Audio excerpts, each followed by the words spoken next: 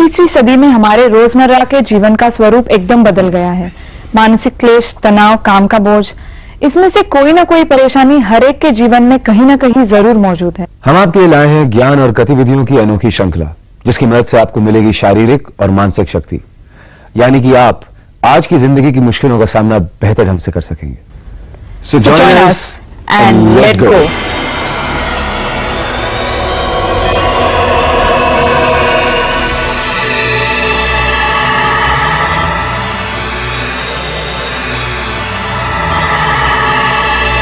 ये योग की श्रृंखला हमने माननीय योगाचार्य श्री अवनीश तिवारी जी के मार्गदर्शन से तैयार की है। योगाचार्य तिवारी जी पिछले 40 वर्षों से योगाभ्यास और उसके फायदों पर अनुशोधन करते आए हैं। योगाचार्य तिवारी जी सारे भारत में लगातार योग शिविर आयोजित करते आए हैं, जिनके जरिए सैकड़ों लोगों को योग का लाभ प्राप्त हुआ है। तो आइए उनके साथ उनके अनेक भक्तों में शामिल होकर शुरू करते हैं अपना सफर संपूर्ण स्वास्थ्य की ओर योग के साथ।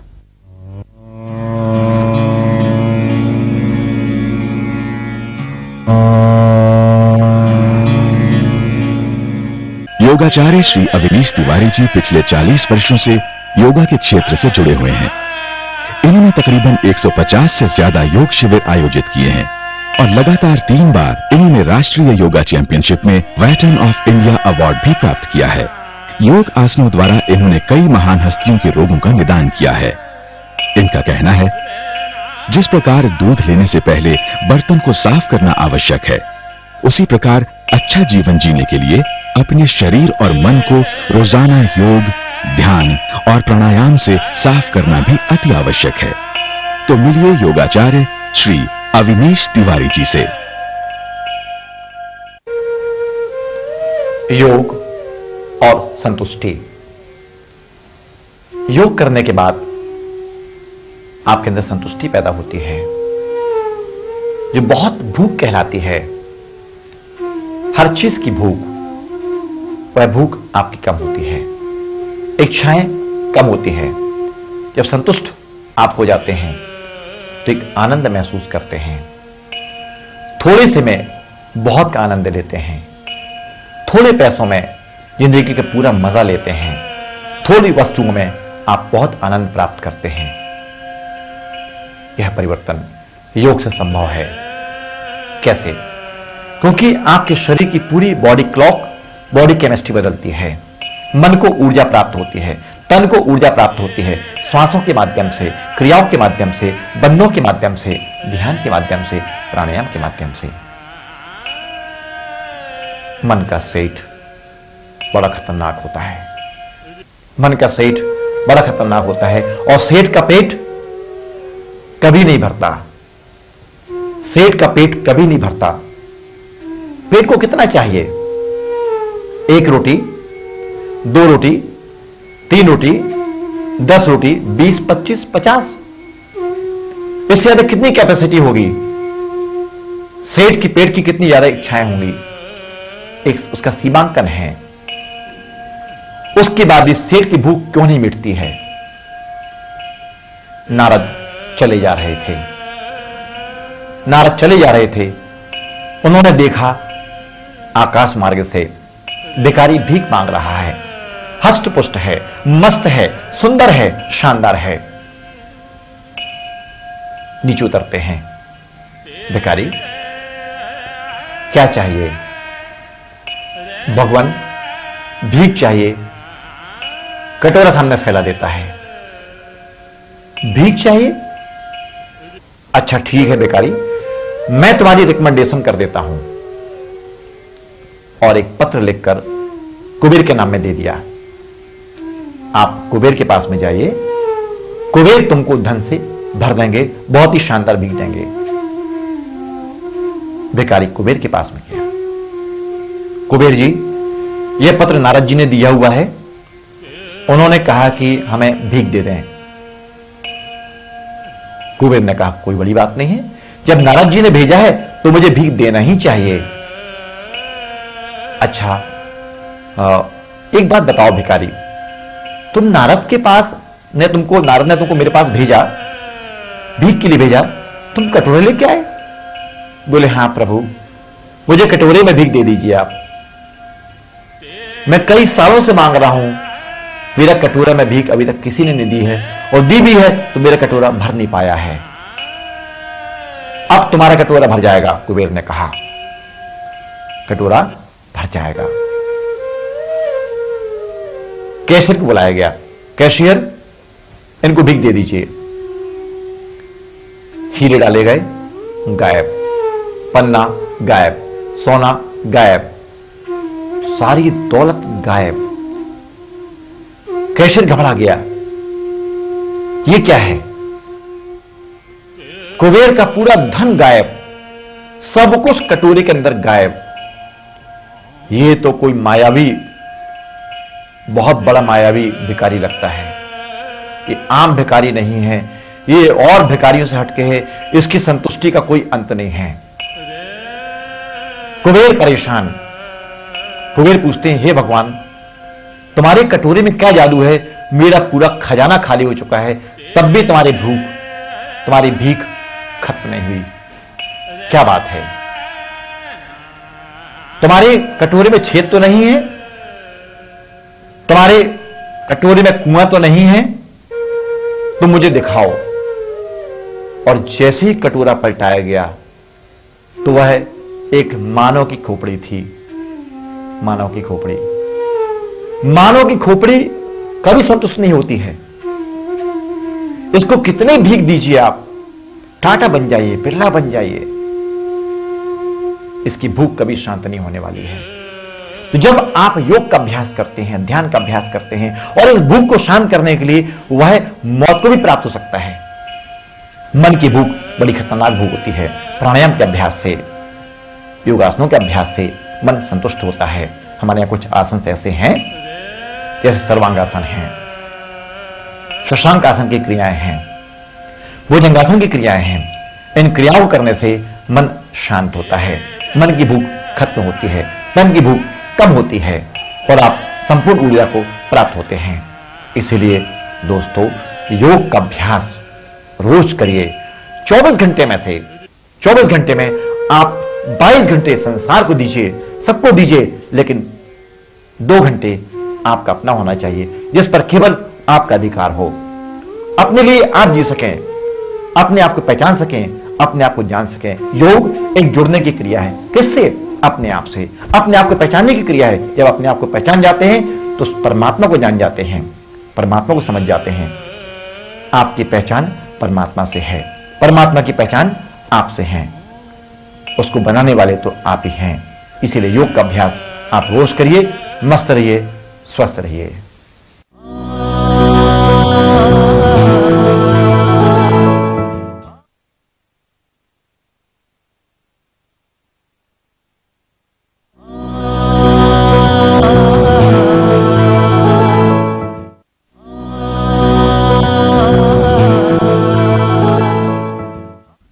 सर्वांग आसन।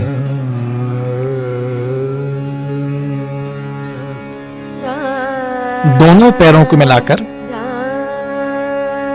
करीब 40 अंश का कोण बनाते हैं। इसमें आप थोड़ा रुकते हैं, पैर ऊपर बढ़ाइए, 90 अंश के कोण पर लाते हैं। पैरों को सिर की तरफ लाएं और दबाइए, हरासन की तरफ आए और धीरे धीरे दोनों पैरों को आसमान की ओर ले जाइए। दोनों हाथ की हथेलियां कमर के पास में, अधिकतम पैर के ऊपर खींचें। आप देख रहे हैं गर्दन पर दबाव पड़ रहा है। पैरों का रक्त संचालन जांघ, पेट और थायराइड की तरफ हो रहा है। 3 मिनट मिनिमम इसमें रुकना चाहिए और 11 मिनट तक। सर्वाइकल पेन की मरीज क्रिया को ना करें। यदि आपको लगातार गर्दन में जकड़न है, अकड़न है, तो सर्वांग आसन प्रतिबंधित माना गया है। वजन, मासिक धर्म, ऐसे बहुत सारे रोग को खत्म करने के लिए क्रिया लाभकारी है।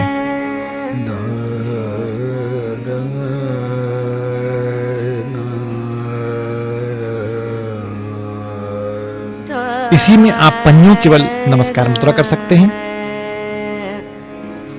इससे थोड़ा पैरों को विश्राम प्राप्त होगा।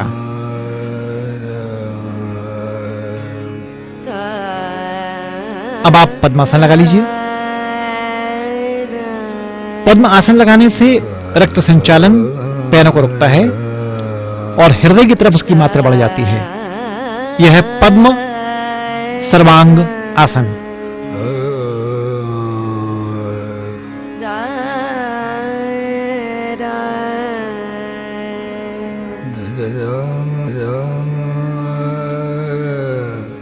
अब धीरे धीरे दोनों घुटने मोड़कर चेहरे के पास में लाएं।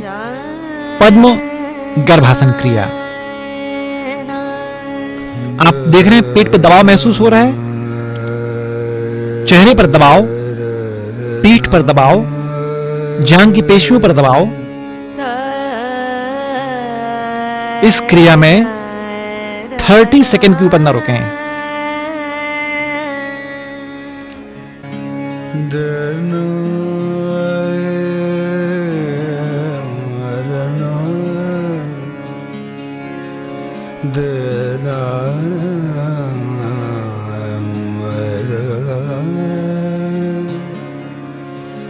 पैर खोलकर आसमान की तरफ ले आएं। विपरीत करनी।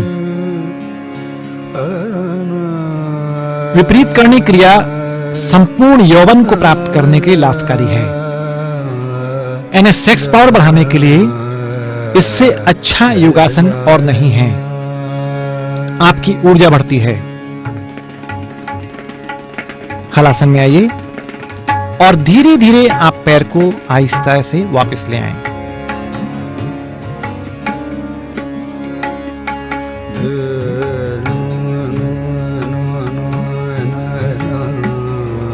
पैरों को जमीन में पटकना नहीं है, बिल्कुल धीरे से रखें। कहीं पर भी जर्क नहीं आना चाहिए। बिल्कुल आहिस्ता आहिस्ता आसनों का अभ्यास करें।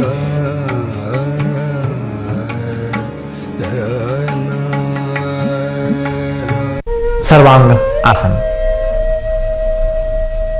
कंधों के बल आप संतुलित होते हैं। भार कंधों पर, हथेलियां कमर के पीछे लगी होती हैं। यह क्रिया थायराइड ग्लैंड्स के लिए लाभकारी है। T3, T4, TSH। Varicose veins आपका बढ़ रहा है, पैरों में दबाव बढ़ रहा है, पिटली में दर्द है, जांघ में दर्द है, तो रक्त संचालन हृदय की तरफ बढ़ेगा, थायराइड की तरफ बढ़ेगा। तो सर्वांग आसन थायराइड ग्लैंड्स को बैलेंस करने के लिए, सामान्य करने के लिए योग में सबसे अच्छी क्रिया मानी जाती है, सबसे बढ़िया क्रिया मानी जाती है। इस क्रिया का अभ्यास आप लंबे समय तक करें, हृदयघात की संभावनाएं कम होती हैं, वजन में कमी होती है, चेहरे की सूजन खत्म होती है। महिलाओं का मासिक धर्म सामान्य करने के लिए इस आसन का प्रयोग जरूर करें।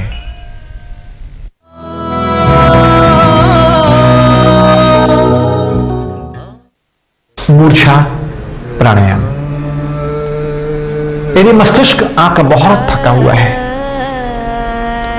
दिमाग में बहुत थकान है, उस थकान को दूर करने के लिए मूर्छा प्राणायाम बहुत ही अच्छी क्रिया मानी जाती है। इसको आप करके देखिए। यदि इस क्रिया को आपने 50 बार से लेकर 60 बार तक किया तो मस्तिष्क के तमाम तनाव तो दूर हो ही जाएंगे, साथ ही विचार भी शून्य हो जाएंगे। करना कैसे है? नाक से आप गहरी श्वास लें और मुख से हा करते हुए श्वास को बाहर निकाल दें। फिर होठ बंद कर लें, नाक से गहरी श्वास लें, मुख खोल के श्वास को बाहर निकाल दें। मूर्छा प्राणायाम। नाक से आप गहरी श्वास लें और मुख से हा करते हुए श्वास को बाहर निकाल दें। फिर होठ बंद कर लें, नाक से गहरी श्वास लें, मुंह खोल के श्वास को बाहर निकाल दें।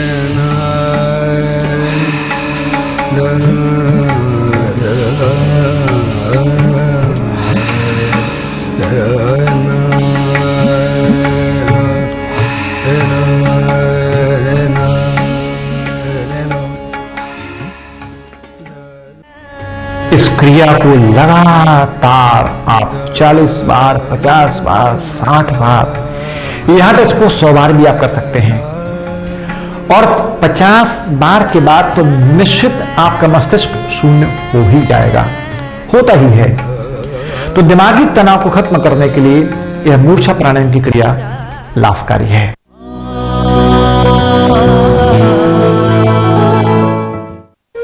भारतीय खान पान में औषधि भी है।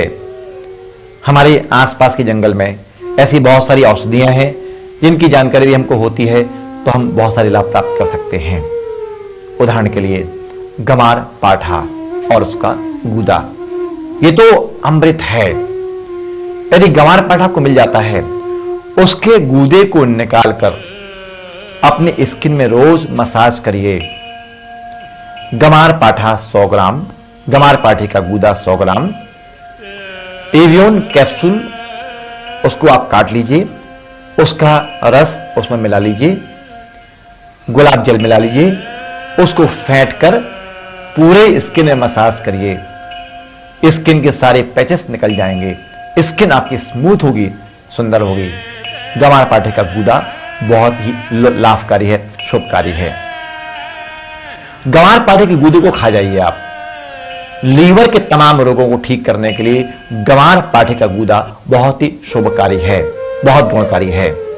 लीवर आपका स्वस्थ होगा, पेट आपका साफ होगा, पेट की गैस भी आपकी शांत होगी, तमाम विकार आपके दूर होते हैं। तीसरी बात, यदि आपकी स्किन में बहुत जला हुआ भाग है या जल गई है, त्वचा आपकी जल गई है, तो गमार पाठे का गूदा आधा किलो, गमार पाठे का गूदा आधा किलो, 100 ग्राम रार, नोट करिए 100 ग्राम रार, 200 ग्राम तिली का तेल, 200 ग्राम तिली का तेल, इनको आप आपस में मिला लीजिए और मिलाकर मध्य आंच में इसको आप घोंटिए। इसको जब आप घोंटेंगे तो घोंटते घोंटते इसकी लेई तैयार होगी। वो लेई आप घर में रख लीजिए और उस लेई को जब भी कहीं आप जल जाते हैं उस स्थान पे आप लगा दीजिए। आपका स्पॉट भी खत्म हो जाएगा और जलन तो आपके 2 दिन में साफ हो जाएगी, खत्म हो जाएगी। ये आपके घर के आसपास औषधियां मिल सकती हैं, आप कहीं भटकने की आपको आवश्यकता नहीं है। गमार पाठा उसके पीसेस आप कर लीजिए, गमार पाठे के बारीक बारीक टुकड़े कर लीजिए, उसमें काली मिर्च, काला नमक, नींबू निचोड़कर उसे सुखा लीजिए। हफ्ते भर धूप में सुखाएं। विटामिन डी का भंडार है, विटामिन डी वो खींचेगा और उसको रोज खाना खाने के पहले आप खाएं। आपका पेट बढ़िया साफ होगा, स्किन आपकी सुंदर होगी, पेट की गैस आपकी शांत होगी, लीवर की लाइफ बढ़ेगी। लीवर की उम्र को बढ़ाने के लिए गमार पाठा रोज खाना चाहिए। यह औषधि है, आयुर्वेदिक औषधि है। महर्षि चरक ने औषधि विज्ञान के जन्मदाता कहे गए हैं, आयुर्वेदिक औषधि के जन्मदाता है महर्षि चरक। तो उन्होंने जब जंगल में जाते थे तो जंगल में औषधि उनसे बातें करती थी, उनके गुण बताते थे, कहते थे कि हमारे ये गुण हैं, हमारे ये गुण हैं, इनको आप स्वीकार करिए, अपने शरीर के दोष को दूर करिए। यह औषधि है।